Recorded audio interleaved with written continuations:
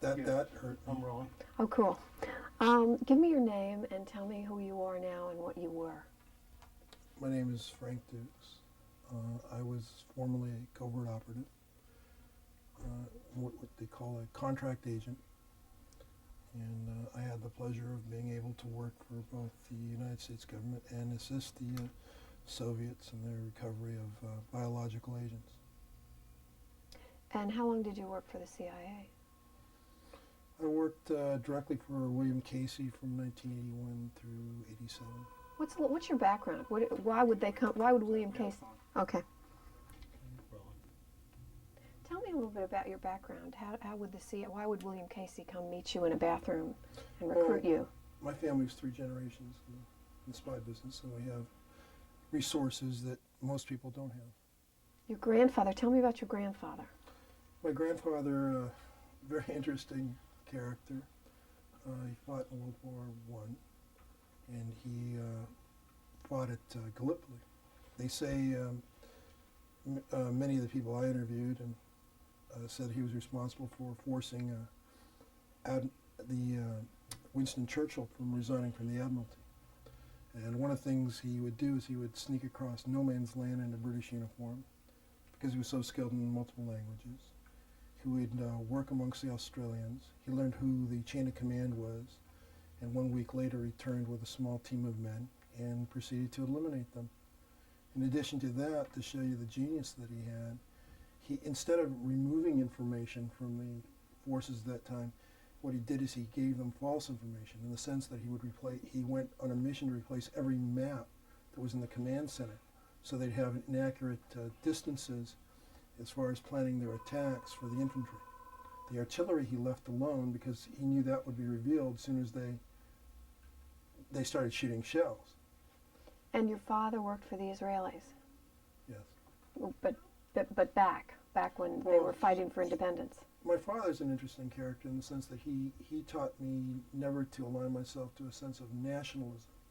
And I suppose he got that from his father because, he had fought so bravely for the Austrian-Hungarian Empire at that time. We lost the war. And as a consequence, later on, because he was Jewish, was persecuted. My grandfather ended up in Auschwitz and is one of the few people to ever escape. And of course, it broke his heart to think that here's a country he fought so valiantly for that would betray him that way and murder his entire family. My father, interesting enough, escaped through Eichmann through the Black Sea to Palestine. Eichmann, a lot of people don't realize, was working with the Jewish Agency in the 1930s, and he would arrange for the visas and there's certain, I don't recall the exact terminology for passes that would allow people to enter Palestine at that time. My father fortunately did. He then fought against the British, trying to liberate Palestine because he saw the need for a place that the Jews and Christians of Europe could escape to. So some people might have called your father a terrorist, like they called Begin a terrorist. They might have called him that, yeah. I mean, terrorist, I think, is George Washington we could call a terrorist by that definition. He was fighting for his beliefs. Interesting enough, when World War II came around and Britain was threatened, and my father then fought with the British against the Nazis. He then, after the war, went back to fighting the British again. And then after the War of Independence of Israel in 1947, about 1950, my father was re-recruited by the British, went to Austria, and in Austria he worked in the Cold War, recruiting former German intelligence officers. And once his cover was blown, we ended up in Canada, and that's where I was born. Mm-hmm. And you growing up here, I'm going to give you this tissue in case you feel like you're getting a little sweaty on it. You can just stop for a minute because we have plenty of tape. I just noticed that your jaw was getting a little... Okay. Cool. So keep that. Okay. So you grow up in a family like this. Do you grow up in a secret family, or is it a family where people don't talk? Nobody talked about what was going on, but the interesting thing was, from time to time people would stop by the house. And you'd see these people on TV. So many of them were speakers, former generals, terrorists, if you want to call them that, as far as Israel was concerned in the eyes of the Arab world. And one day, I'll give you an idea, a cute story. One day they were sitting around, they took all my toys. I was a kid at the time. They took all my toys, and I was watching them play with these toys. But I realized they weren't playing. They were filling my father in on something, and they're trying to get some information. And as a result, 3 weeks later, the same acts that they did, I read in the newspaper, this operation went down, which was the abduction of a radar station from Egypt. They had taken my little helicopters and showed how they were going to lift the thing and how the soldiers were going to come in. So it was rather kind of cute. So they took your little toys, you took your little boy toys and played war games with them on the living room floor? Yeah. So, okay, let's go to 1981. You come out of the Marine Corps. You meet William Casey in a bathroom at the Century Plaza Hotel in Los Angeles, and he says what to you? He basically queries me if I'm interested in working, and he was mostly there to size me up. He had heard certain reports about me from a gentleman named Robert Ames. Ames was a brilliant operator, and we miss him dearly. In the sense of, when I say we, I mean I speak for myself and other persons that I know that had the pleasure of working with Mr. Ames. And this is a different Ames than Aldrich Ames, of course. And he passed away in the bombing of the embassy in Lebanon. Was that 1982, 1983? Yeah, 83 or something. Tell me what you know about Iran-Contra and Casey. Well, I don't think Casey was the architect of Iran-Contra. Casey was a person who was so inundated with information, and because of his age, he dictated responsibility very well. And looking at Iran-Contra, it looks more like it was really more of a National Security Council operation, given the fact that you had Oliver North, General Secord, Poindexter, and McFarlane involved. So they were the architects. The architects, they Yeah, were coming out of the White House. Yeah, and Casey provided a scapegoat.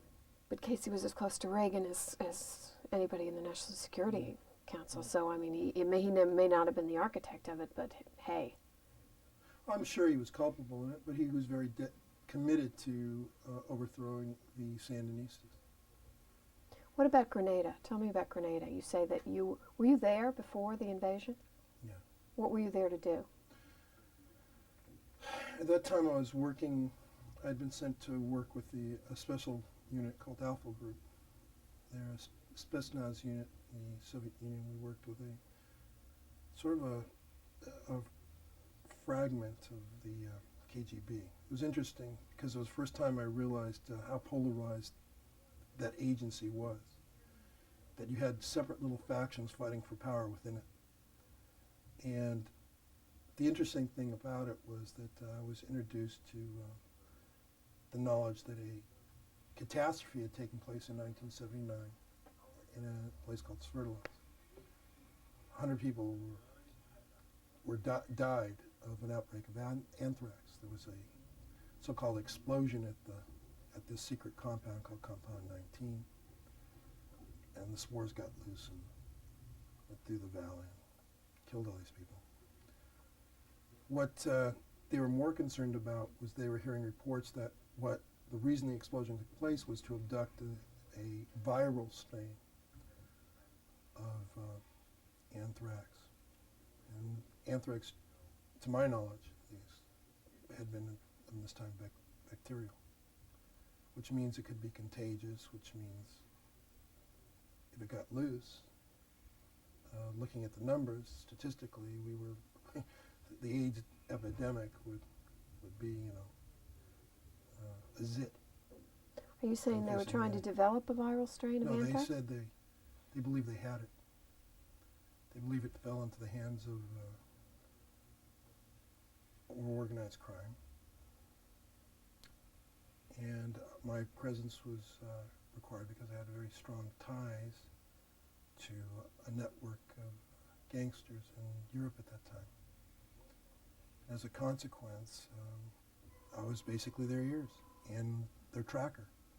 And I worked in concert with them to the point that the Soviets conferred upon me the rank of a Soviet captain, and ultimately in 1989 I was carried on the books, a Soviet major, and all the identification papers and everything are in my book, The Secret Man. How many languages do you speak?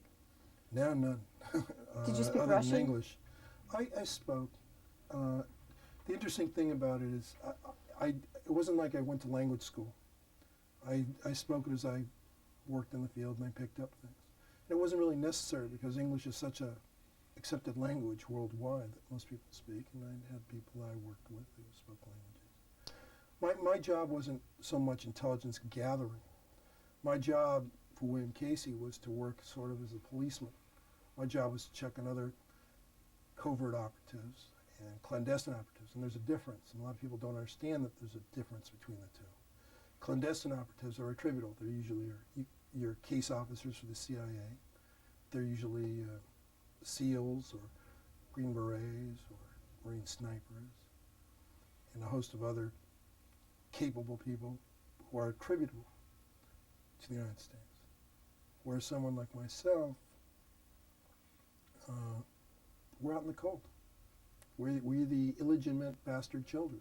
We're the ones who get our hands dirty. And I guess the easiest way for your audience to kind of understand what that is if you remember the movie Clear and Present Danger, if you remember the deputy director of clandestine operations going to the William Dafoe character and saying, will you take this job? And Dafoe had the opportunity to say yes or no. Well, that's the role I fulfilled. And you're the people who preserve deniability for the United States. You're the people who, if you die, nobody knew you, you never worked for anybody, and you do all the dirty work. What's the dirtiest work you did? Tell me what you did in Grenada, which is still a pretty murky area of... Grenada I don't think is as interesting as when I was in China. One of the things that I was involved in was, it came to my consciousness and still is a nightmare for me, is white slavery. You know, you hear about it, you know, it's all in the movies, but I got to see it. And it tore my heart out when I would track these, what they call Muro Ami. These are basically fishing boats that enslave children. And what they do is these kids will dive for pearls, they'll dive for, in these nets, get under the nets and swim up to get these fish. And the majority of them, you know, by the time they're 11 are dead. They drown, or they're bait for sharks. Many of them are sadly are just, you know, they're just meat to these pedophiles. Why was the United States government concerned with white slavery?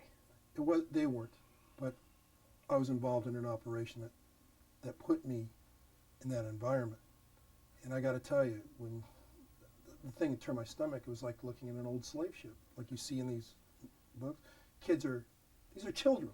I want you to understand, these are children cooking for themselves or trying to cook for themselves. If you can imagine this, on open decks, on a sea that's not exactly, you know, smooth sailing. It's up and down. You have open fires. Some of the children get burned. And they sleep in what are like little coffins, literally stacked 6, 8 high, below deck. Is this still going on? Oh yeah. But I happily, at least to my credit, or maybe not to my credit, maybe I'm an embarrassment to a lot of people, but I helped put a stop to a lot of it, at least try to. Tell me about this guy, the fish.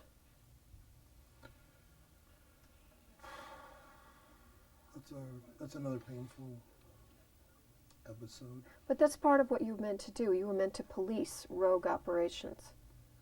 Fish and was... rogue operatives. Wasn't he a rogue operative? He became a rogue, yeah. Basically, Fish would use his abilities and work under the color of authority to feed his own desires. He himself was he was a serial killer. Explain to me who Fish was and how he was a rogue operative.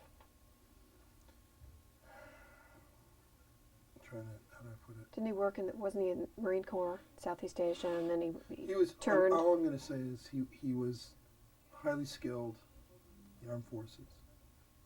He was a member of Operation Phoenix,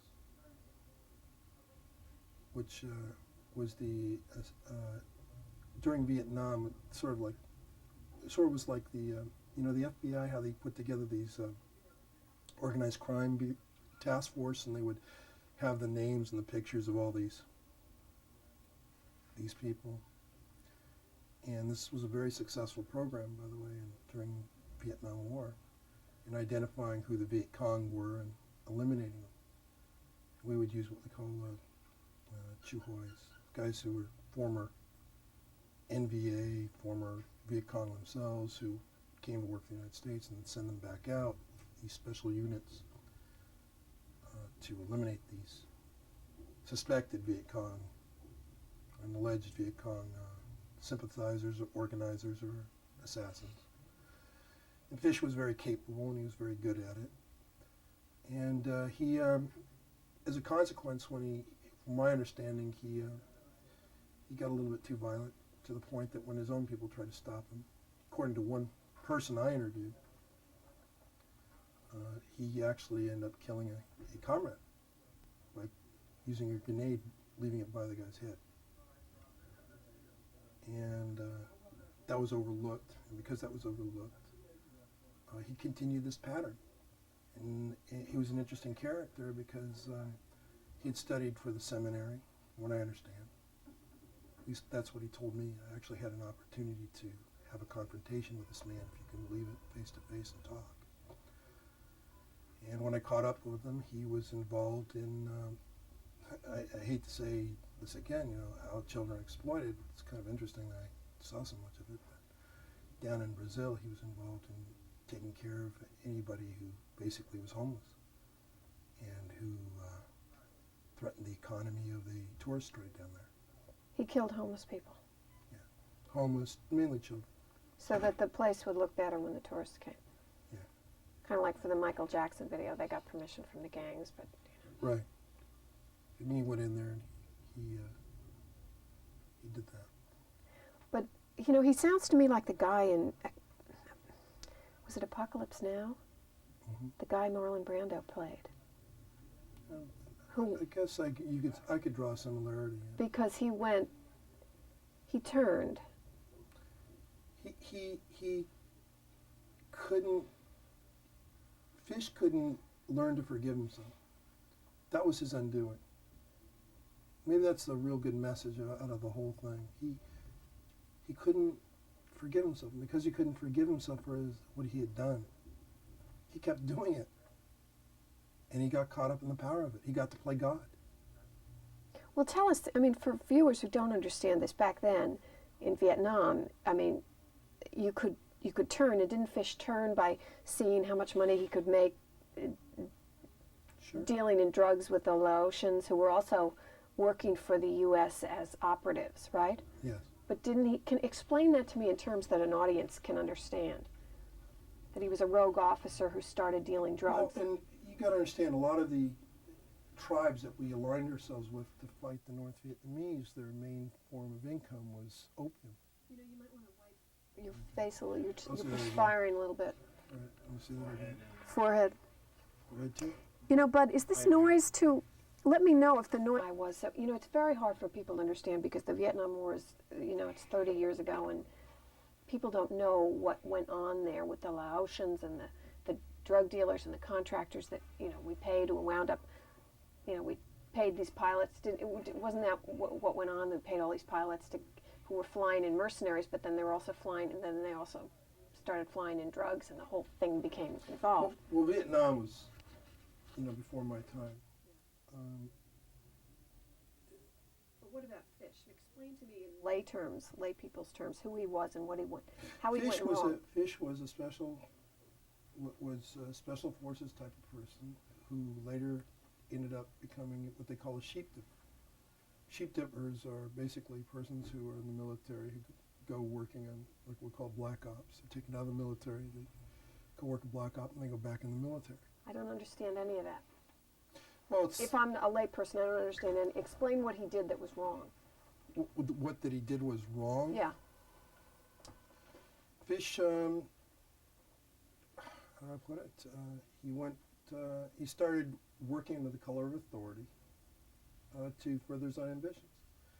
For example, he would make alliances with certain persons, again, who we were fighting with during the Vietnam War, and who, like I said, tribes whose main crop was opium. And then he set up a side business for himself, or he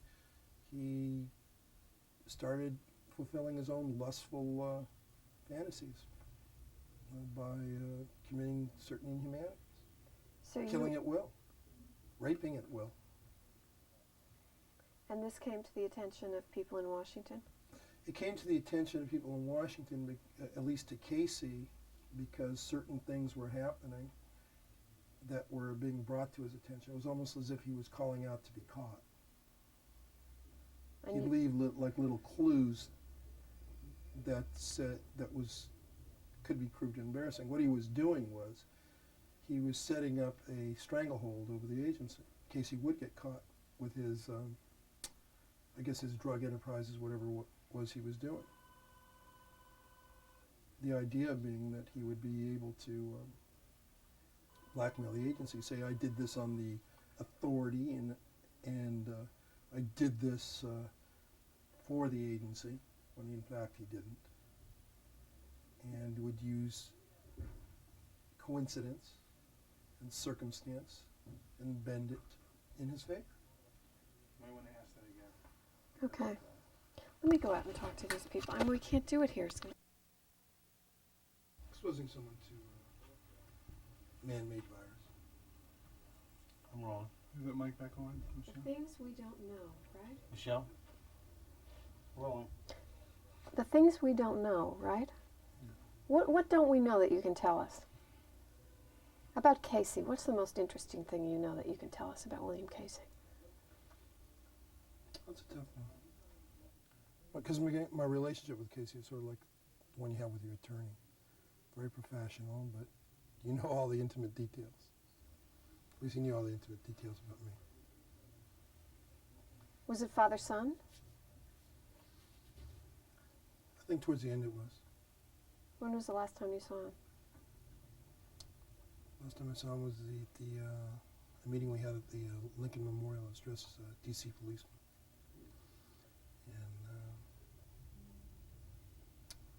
And he was, Iran-Contra was taking its toll on him. And I got my orders to go to Brazil and find fish, And Fish was? serial killer. He was a covert operative, a rogue agent who was working under the color of authority to further his own ambitions. What was he doing? Well, one of the things he was doing was killing off people in drug deals. And he was getting ready to set, from my understanding, certain things in motion to embarrass that could have embarrassed the agency. He was going to expose the CIA's ties to drug dealers in Southeast Asia? If he ever got caught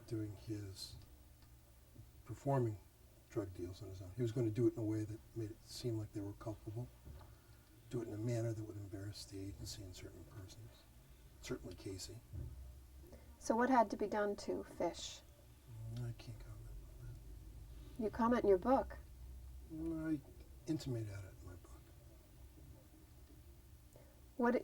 You went to find this guy. Yes. You traveled the world to find him. Yes. What was your mission? Well, at first, as I talk about in my book, The Secret Man,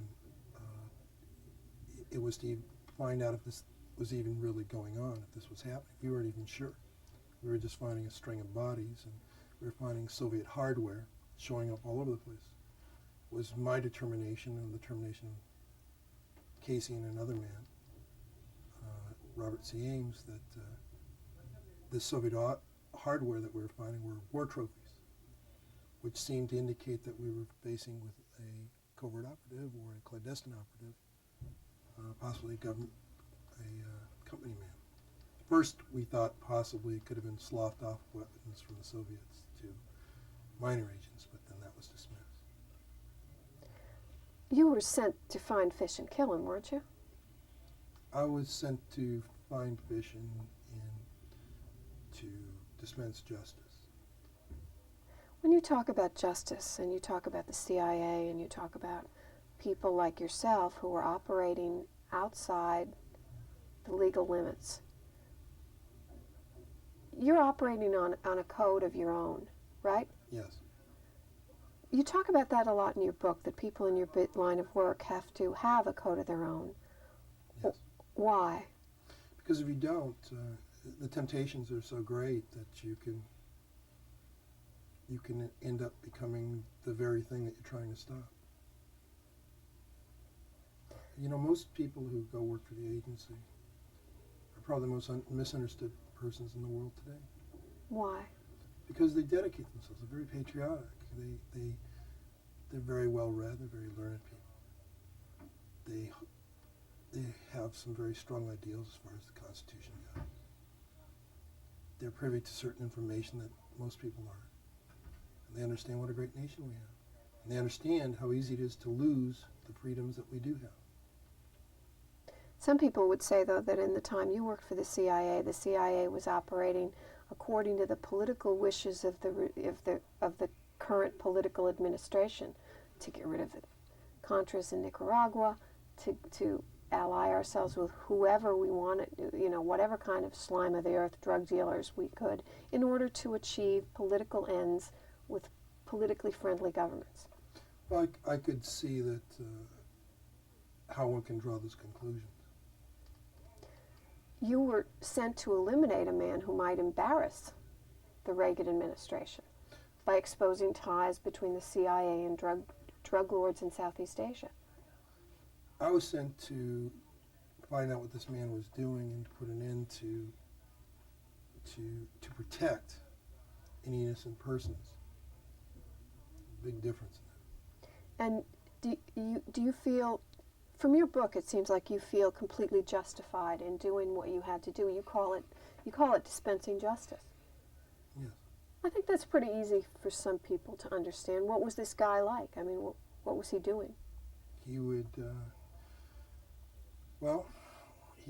one of the things he was involved in towards the end of his career is he was hired by certain restaurateurs in Brazil, and he would conduct hunts of street children. And you'd have to see it to believe it. If you can imagine this little scenario, these men putting down flashlights and finding children caught like little moths running around in the light, trying to get away under a bridge. And of course, what do you think I did? That's all I can. What was he doing to these kids? Tortured them, shot one in the head. Why? That's what he was paid to do. Why? Well, there's a policy at that time going on where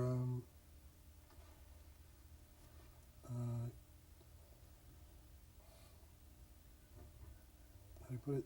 That they were seen as future communists. They were seen as the scum of the earth. They were seen as problematic.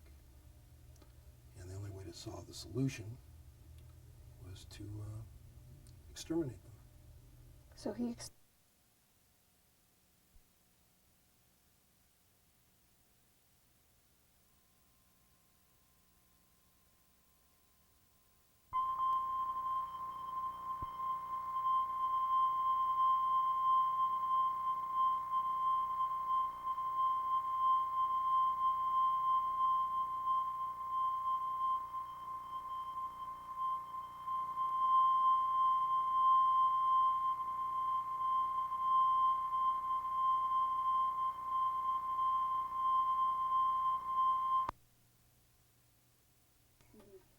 could certainly get lost there. I'm just trying to get you away from this